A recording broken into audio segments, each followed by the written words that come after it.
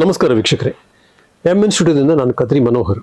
ವೀಕ್ಷಕರೇ, MN ಸ್ಟುಡಿಯೋದಿಂದ ಕಲೆ, ಸಾಹಿತ್ಯ, ಸಂಗೀತ, ಸಿನಿಮಾ ಇರಬಹುದು ಅಥವಾ ವೈದ್ಯಕೀಯ, ವಿಜ್ಞಾನ, ಸಂಸ್ಕೃತಿ, ಸಾಹಿತ್ಯ ಹೀಗೆ ಹಲವು ಕ್ಷೇತ್ರಗಳಲ್ಲಿ ಸಾಧನೆ ಮಾಡತಕ್ಕಂಥ ಅನೇಕ ಸಾಧಕರನ್ನ ಪರಿಚಯ ಮಾಡೋ ನಿಟ್ಟಿನಲ್ಲಿ ನಮ್ಮ ಪ್ರಯತ್ನ ಅಷ್ಟೇ ಈ ಕಾರ್ಯಕ್ರಮದಲ್ಲಿ.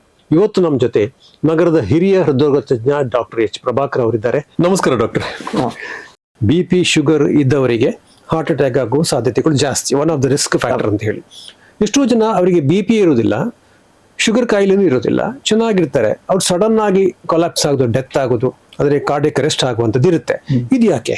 ಈಗ ಹೆಚ್ಚಾಗಿ ಕಿರಿಯ ವಯಸ್ಕರಲ್ಲಿ ಅಂದ್ರೆ 45 ವರ್ಷದ ಕಡಿಮೆ ಜನರಲ್ಲಿ ಈಗ ನಾವು ಒಂದು ಅನಾಲಿಸಿಸ್ ಮಾಡಿದ್ದೇವೆ. 45 ವರ್ಷದ ಮೇಲಿನವರಿಗೆ ಹೇಗೆ ಹಾರ್ಟಿನ ಸಂಬಂಧಪಟ್ಟ ಕಾಯಿಲೆಗಳಿಂದ ಅವರಿಗೆ ಜೀವಕ್ಕೆ ಅಪಾಯ ಆಗ್ತದೆ, 45 ವರ್ಷದ ಕೆಳಗಿನವರಿಗಿಂತ.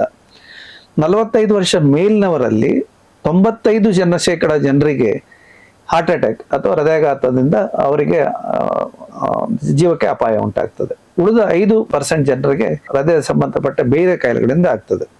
ಅದೇ ನೀವು 30 ವರ್ಷ ಅಥವಾ 35 ವರ್ಷದ ಕೆಳಗಿನ ಪ್ರಾಯದವರಿಗೆ ಅನಾಲಿಸಿಸ್ ಮಾಡಿ ನೋಡಿದ್ರೆ ಅದರಲ್ಲಿ ಏನು ಕಾಣ್ತಾ ಇದೆ ಅಂತ ಹೇಳಿದ್ರೆ, ಮಾಧ್ಯಮದಲ್ಲಿ ನೀವು ನೋಡ್ತೀರಿ, 19 ವರ್ಷದ ಹುಡುಗ ಅಥವಾ 20 ವರ್ಷದ ಹುಡುಗ ಒಬ್ಬ ಕೂತ್ಕೊಂಡಲ್ಲೇ ತೀರ್ಕೊಂಡಿದ್ದಾನೆ, ಹಾರ್ಟ್ ಅಟ್ಯಾಕ್ ಆಗಿ ತೀರ್ಕೊಂಡಿದ್ದಾನೆ ಅಂತ ನೀವೆಲ್ಲ ಓದಿರ್ತೀರಿ. ಆದ್ರೆ ಒಂದು ಮಾಹಿತಿ ಇಲ್ಲಿ ಕೊಡ್ಬೇಕಂದ್ರೆ, ವೈದ್ಯಕೀಯ ಭಾಷೆಯಲ್ಲಿ ಸಡನ್ ಕಾರ್ಡಿಯಾಕ್ ಡೆತ್ ಅಂತ ಹೇಳ್ತೇವೆ. ಆಕಸ್ಮಿಕ ಮರಣಕ್ಕೆ ಹಾರ್ಟ್ ಅಟ್ಯಾಕ್ ಅಲ್ಲದೆ ಬೇರೆ ಕಾರಣಗಳು ಇರ್ತದೆ. ಹೃದಯದ ರಕ್ತನಾಳ ಇರ್ತದೆ, ಹೃದಯದಲ್ಲಿ ನರ ಇರ್ತದೆ, ಹೃದಯದ ಮಾಂಸಖಂಡಗಳು ಇರ್ತದೆ, ಮತ್ತು ಹೃದಯಗಳಲ್ಲಿ ಕವಾಟಗಳು ಅಂದ್ರೆ ವಾಲ್ಸ್ ಅಂತ, ನರ್ವ್ಸ್ ಅಂತ ಹೇಳ್ತೇವೆ, ಬ್ಲಡ್ ವೆಸಲ್ ಅಂತ ಹೇಳ್ತೇವೆ, ಮಸಲ್ಸ್ ಅಂತ ಹೇಳ್ತೇವೆ, ಮತ್ತು ಈಗ ವಾಲ್ಸ್ ಅಂತ ಹೇಳ್ತೇವೆ. ಇಷ್ಟು ಅಂಶಗಳು ಒಂದು ಹೃದಯದಲ್ಲಿ ಇರ್ತದೆ. ಈಗ ನಾವು ಹಾರ್ಟ್ ಅಟ್ಯಾಕ್ ಅಂದ್ರೆ ರಕ್ತನಾಳ ಸಂಬಂಧಪಟ್ಟ ಕಾಯಿಲೆಗಳು. ಈಗ ಇನ್ನೊಂದು ಮಸಲ್ಸ್ ಬಗ್ಗೆ ಅಂದ್ರೆ ಹೇಳಿದ್ರೆ ಹೈಪರ್ಟ್ರೋಫಿಕ್ ಕಾರ್ಡಿಯೋಮಯೋಪತಿ ಅಂತ. ಅಂದ್ರೆ ಹೈಪರ್ಟ್ರೋಫಿಕ್ ಕಾರ್ಡಿಯೋಮಯೋಪತಿ ಅಂತ ಹೇಳಿದ್ರೆ, ನೀವು ಜನಸಂಖ್ಯೆಯಲ್ಲಿ ಒಂದು 500 ಜನರಲ್ಲಿ ಒಬ್ಬರಿಗೆ ಮಸಲಿನ ಅಂಶ ಜಾಸ್ತಿ ಇರ್ತದೆ. ಅದನ್ನು ಹೈಪರ್ಟ್ರೋಫಿ ಅಂದ್ರೆ ಜಾಸ್ತಿ ದೊಡ್ಡದಿರ್ತದೆ. ಅಂಥವರಲ್ಲಿ ಸಡನ್ ಕಾರ್ಡಿಯಾಕ್ ಡೆತ್ ಅವರಿಗೆ ಗೊತ್ತಿರೋದಿಲ್ಲ.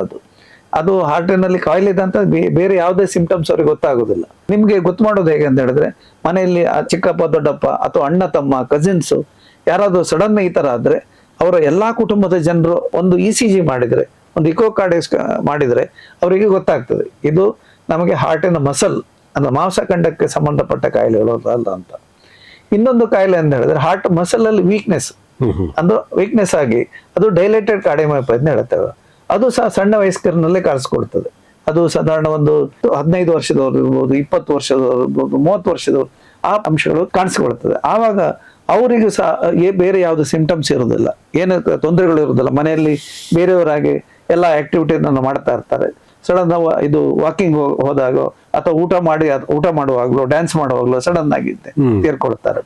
ಇನ್ನೊಂದು ಏನಂದ್ರೆ ನರಕ್ಕೆ ಸಂಬಂಧಪಟ್ಟ ಕಾಯಿಲೆಗಳು, ಅದಕ್ಕೆ ನಾವು ಚನಲೋಪತೀಸ್ ಅಂತ ಹೇಳ್ತೇವೆ. ನರ ಸಂಬಂಧಪಟ್ಟ ಕಾಯಿಲೆ ಇದ್ದವರಿಗೆ, ಅದು ಈ 35 ವರ್ಷ ಕೆಳಗಿನವರಿಗೆ, ಈಗ ಅವರು ಎಲ್ಲ ಜನರಾಗಿ ಸಾಮಾನ್ಯ ಜನರಾಗಿ ಇರ್ತಾರೆ. ಅವರಿಗೆ ಪರೀಕ್ಷೆ ಮಾಡುವಾಗ ಏನೂ ಗೊತ್ತಾಗೋದಿಲ್ಲ. ಅವಾಗ ನೀವು ECG ಮಾಡಿದ್ರೆ ಮಾತ್ರ ಗೊತ್ತಾಗ್ತದೆ. ನೀವು ಇಕೋ ಸ್ಕ್ಯಾನಿಂಗ್ ಮಾಡಿದ್ರು ಆವಾಗ ಸಹ ಗೊತ್ತಾಗೋದಿಲ್ಲ. ಆದ್ರಿಂದ ಅವಾಗ ECG ಏನಾದ್ರು ಮಾಡಿದ್ರೆ ಅಂತ ಅಂಶಗಳು ಇರ್ತವೆ. ಇದು ಸಾಧಾರಣ 2,500 ಜನರಲ್ಲಿ 1 ಜನರಿಗೆ ಇರ್ತದೆ. ಈ ತರ ಕಾಯಿಲೆಗಳು ಬರುವಂತ 2,500ರಲ್ಲಿ 1 ಜನಕ್ಕೆ ಈ ತರ ಡಾಕ್ಟ್ರೆ ECG, TMT, ಎಕೋ ಎಲ್ಲ ಮಾಡಿದ್ರು ಸರಿ ಇದ್ರು ಕೂಡ ಅವ್ರಿಗೆ ಹಾರ್ಟ್ ಅಟ್ಯಾಕ್ ಆಗುವಂಥದ್ದು 2,500ರಲ್ಲಿ ಒಬ್ಬರಿಗೆ ಮಾತ್ರ. ಹೌದೌದು. ಅಲ್ಲ, ಅದು ಅಂದ್ರೆ ಈ ಕಾಯಿಲೆಗಳಿಂದ. ಇನ್ನೊಂದು ನಾನು ಹೇಳೋದಂತ ಹೇಳಿದ್ರೆ ವಾಲ್ವ್ ಸಂಬಂಧಪಟ್ಟ ಕಾಯಿಲೆಗಳು. ವಾಲ್ವ್ಸ್ ಈಗ ಅಂದ್ರೆ ನಾವು ಹೇಳ್ತೇವೆ ಈ ಕವಾಟಗಳ ಸಂಬಂಧಪಟ್ಟ, ಅದ್ರಲ್ಲಿ ಏನಾಗುತ್ತೆ ಅಂದ್ರೆ ಕವಾಟಗಳಲ್ಲಿ ರಕ್ತ ಸಂಚಾರ ವ್ಯತ್ಯಾಸ ಇದ್ರೆ ಆಕಸ್ಮಿಕವಾಗಿ ತೀರ್ಕೊಳ್ಳುವಂತ ಚಾನ್ಸ್ ಇರ್ತದೆ. ಆದ್ರಿಂದ ಈಗ ಸಣ್ಣ ವಯಸ್ಕರಲ್ಲಿ ಮರಣ ಹೊಂದಿದ್ರೆ ಅವರು ಎಲ್ಲರೂ ಹಾರ್ಟ್ ಅಟ್ಯಾಕ್ ಇಂದ ಸಾಯುವ ಸಂಭವ ಕಡಿಮೆ. ಈಗ ಮಾಂಸಖಂಡಗಳ ಕಾಯಿಲೆ ಇರ್ಬೋದು, ಅದು ನರಗಳಿಗೆ ಸಂಬಂಧಪಟ್ಟ ಕಾಯಿಲೆಗಳು ಇರ್ಬೋದು, ವಾಲ್ ಸಂಬಂಧಪಟ್ಟ, ಕೆಲವರಿಗೆ ಮಕ್ಕಳಿಗೆ ನಾವು ಒಂದು ಹೇಳ್ತೇವೆ ಬ್ಲೂ ಬೇಬಿ ಸಿಂಡ್ರೋಮ್ ಅಂತ. ಅವರು ನೋಡ್ಲಿಕ್ಕೆ ಸ್ವಲ್ಪ ಬ್ಲೂ ಇರ್ತಾರೆ, ಅದ್ರ ಬೇರೆ ಏನು ಸಹ ಅವರಿಗೆ ಗೊತ್ತಾಗುದಿಲ್ಲ. ಸಡನ್ ಅವರಿಗೆ ಜೀವಕ್ಕೆ ಅಪಾಯ ಆಗುವಂತ ಸಂಭವ ಇರ್ತದೆ. ಆದ್ರಿಂದ ನನ್ನ ಸಲಹೆ ಏನಂತ ಹೇಳಿದ್ರೆ, ಎಲ್ಲರೂ ಹೈಸ್ಕೂಲ್ PUC ಬಂದಾಗ ನೀವು MD ಫಿಸಿಷಿಯನ್ ಅವರು ಅಂತ ಡಾಕ್ಟರ್ಗೆ ಒಂದ್ಸರಿ ತೋರಿಸಿದ್ರೆ ನಿಮಗೆ ಕಾಯಿಲೆಗಳು ಉಂಟಾ ಇಲ್ವೋ ಅಂತ ಹೇಳಿ ಮುಂದೆ ಆಗುವ ಸಂಭವಗಳು. ನನಗೆ ಅನ್ಸುತ್ತೆ, ಮೊದಲು ಆಹಾರದ ಕೊರತೆ ಇತ್ತು, ಹೌದು, ಇವತ್ತು ಆಹಾರದ ಕೊರತೆ ಇಲ್ಲ. ನಾವು ಈ 12-13 ಗಂಟೆ ಕೂಡ ಬೇಕಾದಾಗ ತಿಂತೇವೆ. ಹಾಗೆ ನೀವು ಹೇಳೋ ಪ್ರಕಾರ ನಮ್ಮಲ್ಲಿ ಕ್ಯಾಲರೀಸ್ ಜಾಸ್ತಿ ಆಗುತ್ತೆ, ಅದು ಸ್ಟಾಕ್ ಆಗಿ ಶೇಖರಣೆ ಆಗಿ ಮತ್ತೆ ಅದು ತೊಂದರೆ ಕೊಡುತ್ತೆ. ಹಾಗಾಗಿ ನಾವೀಗ ಹೈಸ್ಕೂಲ್ ಮಕ್ಕಳಿಗೆ ಕೂಡ ಈ ಒಂದು ECG ಪರೀಕ್ಷೆ ಮಾಡಬೇಕು ಅಂತ ಹೇಳ್ತೇವೆ. ಅಂದ್ರೆ ಮತ್ತೆ ಈಗ ಆಸ್ಪತ್ರೆಯಲ್ಲಿ ಕೂಡ ಈ ಪೇರೆಂಟ್ಸ್ ಮಕ್ಕಳನ್ನ ಕರ್ಕೊಂಡು ಬರೋದು ಹೆದರಿ, ಈ ಭಯ ಇರುತ್ತಲ್ವಾ, ಅಲ್ಲಿ ಹಾರ್ಟ್ ಅಟ್ಯಾಕ್ ಆಯ್ತು ಮಕ್ಕಳಿಗೆ, ಇಲ್ಲಿ ಆಯ್ತು ಅಂತ ಹೇಳಿ. ಈ ಭಯ ನಿವಾರಣೆ ಮಾಡಬೇಕಾದ್ರೆ ನಿಮ್ಮ ಸಲಹೆ ಏನು ಡಾಕ್ಟ್ರೆ? ಭಯಪಟ್ಟರಿಂದ ನಮಗೆ ಕಾಯಿಲೆಗಳನ್ನ ದೂರ ಮಾಡ್ಲಿಕ್ಕೆ ಸಾಧ್ಯ ಇಲ್ಲ. ಗವರ್ಮೆಂಟ್ ಇಂದ ಪಾಲಿಸಿ ಆಗ್ಬೇಕಾಗ್ತದೆ. ಪಾಲಿಸಿ ಅಂತ ಹೇಳಿದ್ರೆ ಗವರ್ಮೆಂಟ್ ಅಲ್ಲಿ ಪಾಲಿಸಿ ಇದೆ, ಎಲ್ಲಾ ಮಕ್ಕಳಿಗೂ ಆರೋಗ್ಯ ತಪಾಸಣೆ ಮಾಡ್ತಾರೆ. ಸರ್ಕಾರಿ ಶಾಲೆಗಳಲ್ಲಿ ಇಟ್ಸ್ ಎ ಮಸ್ಟ್ ಅಂತ, ವರ್ಷಕ್ಕೆ 1 ಸಾರಿ ಆರೋಗ್ಯ ತಪಾಸಣೆ ಆಗೇ ಆಗ್ತದೆ. ಅದರಲ್ಲಿ ಏನಾಗ್ತಾ ಇದೆ ಅಂದ್ರೆ ಬರೀ ಅವ್ರಿಗೆ ಏನ್ ಮಾಡ್ತಾರೆ ಅಂದ್ರೆ ರಕ್ತ ಒಂದು ಪರೀಕ್ಷೆ ಮಾಡ್ತಾರೆ, ಮತ್ತೆ ಒಂದು ಜನರಲ್ ಫಿಸಿಕಲ್ ಎಕ್ಸಾಮಿನೇಷನ್ ಅಂದ್ರೆ ಅಂದ್ರೆ ಅವ್ರಿಗೆ ECG ಆಗ್ಲಿ ಬೇರೆ ಪರೀಕ್ಷೆಗಳನ್ನ ಅವರು ಮಾಡುವುದಿಲ್ಲ. ಅಂದ್ರೆ ಅವರಿಗೆ ಆ ಡಾಕ್ಟರಿಗೆ ಅಲ್ಲಿ ಅನುಮಾನ ಏನಾದ್ರು ಬಂದ್ರೆ ಮಾತ್ರ ಬೇರೆ ಪರೀಕ್ಷೆಗಳನ್ನು ಮಾಡ್ತಾರೆ. ನನ್ನ ಅಭಿಪ್ರಾಯ ಅಂದ್ರೆ ಒಂದು ಸಾಧಾರಣ PUC ಮಕ್ಕಳಿಗೆ ಅವರಿಗೆ ನೀವು ಒಂದು ನುರಿತ ತಜ್ಞರಿಂದ ಒಂದು ಟೆಸ್ಟ್ ಮಾಡಿಸೋದು ಒಳ್ಳೇದು. ಮತ್ತು ನೀವು ಯಾವುದೇ ಒಂದು ಎಕ್ಸರ್ಸೈಸ್ ಮಾಡುವ ಮೊದಲು ಈಗ ಮಕ್ಕಳಲ್ಲಿ ಅಥವಾ ದೊಡ್ಡವರಲ್ಲಿ ಎಕ್ಸರ್ಸೈಸ್ ಮಾಡೋ ಬದಲು ಒಂದು BP ಪರೀಕ್ಷೆ, ಇನ್ನೊಂದು ECG ಮಾಡೋದು ಯಾವಾಗಲೂ ಒಳ್ಳೇದು. ಯಾಕಂತ ಹೇಳಿದ್ರೆ ಇದೆರಡು ಮಾಡೋದ್ರಿಂದ ನಿಮ್ಗೆ ಹಾರ್ಟಿನಲ್ಲಿ ನೀವು ಎಷ್ಟು ಎಕ್ಸರ್ಸೈಸ್ ಮಾಡಬಹುದು, ಮತ್ತೆ ಮುಂದೆ ನಿಮ್ಗೆ ಹೃದಯದ ಬಗ್ಗೆ ಸಂಬಂಧಪಟ್ಟ ಕಾಯಿಲೆಗಳು ಜಾಸ್ತಿ ಆಗ್ತದೋ ಇಲ್ವೋ ಅಂತೇಳಿ ನಿಖರವಾಗಿ ಹೇಳಲಿಕ್ಕೆ ಅನುಕೂಲ ಆಗ್ತದೆ. ಡಾಕ್ಟರ್, ಪ್ರಾರಂಭದಲ್ಲಿ ನೀವು ಹೇಳಿದ್ರಿ ನ್ಯೂಕ್ಲಿಯರ್ ಫ್ಯಾಮಿಲಿ ಇದ್ದಾಗ ಸ್ಟ್ರೆಸ್ ಜಾಸ್ತಿ ಆಗಿದೆ, ಅವಿಭಕ್ತ ಕುಟುಂಬದಲ್ಲಿ ತುಂಬಾ ಜನ ಒಟ್ಟಿಗೆ ಊಟ ಮಾಡ್ತಿದ್ರು, ಆಟ ಪಾಠ ಎಲ್ಲ ಮಾಡ್ತಿದ್ರು, ಆಗ ಸ್ಟ್ರೆಸ್ ಕಮ್ಮಿ ಇತ್ತು ಅಂತ ಹೇಳಿ. ಈ ಸ್ಟ್ರೆಸ್ ಮ್ಯಾನೇಜ್ಮೆಂಟ್ ಮಾಡ್ಬೇಕಾಗತ್ತೆ. ಈಗ ಅಂದ್ರೆ ಸ್ಟ್ರೆಸ್ ಜಾಸ್ತಿ ಆಗುತ್ತೆ ಎಲ್ರಿಗೆ, ಮಕ್ಕಳಿಂದ ಹಿಡಿದು ದೊಡ್ಡವ್ರಿಗೆ ಕೂಡ ಸ್ಟ್ರೆಸ್ ಇದೆ. ಇದು ಒಂದು ದೊಡ್ಡ ಸಮಸ್ಯೆ ಆಗಿದೆ ಹಾರ್ಟಿಗೆ ಅಲ್ವಾ? ಇದನ್ನ ಮ್ಯಾನೇಜ್ಮೆಂಟ್ ಮಾಡೋದು ಹೇಗೆ? ಈಗ ಸ್ಟ್ರೆಸ್ ಮ್ಯಾನೇಜ್ಮೆಂಟ್ ಮಾಡೋದಂದ್ರೆ ನಮ್ಮ ಕುಟುಂಬದಲ್ಲಿ ಮೊದಲಿಂದ ಪ್ರಾರಂಭ ಮಾಡಬೇಕಾಗ್ತದೆ. ಯಾಕಂತ ಹೇಳಿದ್ರೆ ನಾವು ಮೊದಲು ಕುಟುಂಬದಲ್ಲಿ ಒಂದು ಊಟ ಮಾಡುವಾಗ ಎಲ್ಲರೂ ಮಾತಾಡ್ತಾ ಇದ್ರು. ಈಗ ನಾವು ಒಂದು ನೋಡ್ತಾ ಇದ್ದೇವೆ, ಈಗ ಕುಟುಂಬದಲ್ಲಿ ಊಟ ಮಾಡುವಾಗಲೂ ಸಹ ಒಬ್ರು ಮೊಬೈಲ್ ನಲ್ಲಿ ಇರ್ತಾರೆ, ಒಬ್ರು ಇನ್ನೊಂದು ಕಂಪ್ಯೂಟರ್ ಅಲ್ಲಿ ಇರ್ತಾರೆ. ಹಾಗಾಗಿ ನಮ್ಮಲ್ಲಿ ಜನರಿಂದ ಜನರಿಗೆ ಕಮ್ಯುನಿಕೇಶನ್ಸ್ ಬಹಳ ತುಂಬಾ ಕಡಿಮೆ ಆಗಿದೆ. ಈಗ ಮನೆಯಲ್ಲಿ ಏನಾಗಿದೆ ಅಂತ ಹೇಳಿದ್ರೆ ಮಕ್ಕಳು ಮೇಲಿದ್ದು ತಂದೆ ತಾಯಿ ಕೆಳಗಡೆ ಇದ್ರೆ ಅವರು ವಾಟ್ಸಪ್ ಅಲ್ಲೇ ಮೆಸೇಜ್ ಕಳಿಸ್ತಾರೆ, ಕೆಳಗಡೆ ಬಾ ಅಂತ ಹೇಳಿ. ಸೊ ಆ ತರ ಏನಾಗಿದೆ, ನಮ್ಮಲ್ಲಿ ಕಮ್ಯುನಿಕೇಶನ್ ಅಂಶ ಒಂದು ಕಡಿಮೆ ಆಗಿದೆ. ಎರಡನೇದಾಗಿ ಸಾಮೂಹಿಕ ಭಜನೆ ಅಂತ ಇತ್ತು. ಹೌದು, ಮನೆಯಲ್ಲಿ ಭಜನೆ ಅಂತ ಇತ್ತು. ಎರಡನೇದಾಗಿ ಎಲ್ಲಾರ ಮನೆಯಲ್ಲಿ ಭಜನೆ ಅಂತ ಇತ್ತು. ಎರಡನೇದಾಗಿ ಮನೆಯಲ್ಲಿ ಪ್ರಾರ್ಥನೆ ಅಂತ ಇತ್ತು. ನಮ್ಮ ಮನೆಯಲ್ಲೂ ಸಹ ಯಾರ ಮನೆಯಲ್ಲಿ ಭಜನೆ ಕಾರ್ಯಕ್ರಮ ನಾನು ನೋಡೇ ಇಲ್ಲ.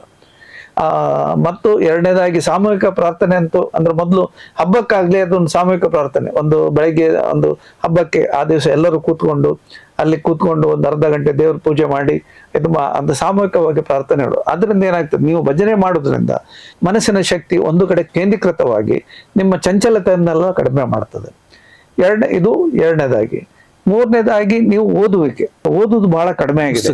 ಪುಸ್ತಕ ಓದುವಂತ ಯಾವುದೇ ಪುಸ್ತಕ ಇರ್ಬೋದು, ಧಾರ್ಮಿಕ ಪುಸ್ತಕ ಇರ್ಬೋದು, ಅಥವಾ ನಿಮ್ಮ ಯಾವುದೇ ಗ್ರಂಥಗಳನ್ನು ಓದುವಂತ ಇದರಿಂದ ಸಹ ಅಲ್ಲಿ ನಿಮ್ಮ ಸ್ಟ್ರೆಸ್ಸಿನ ಅಂಶ ಕಡಿಮೆ ಆಗ್ತದೆ.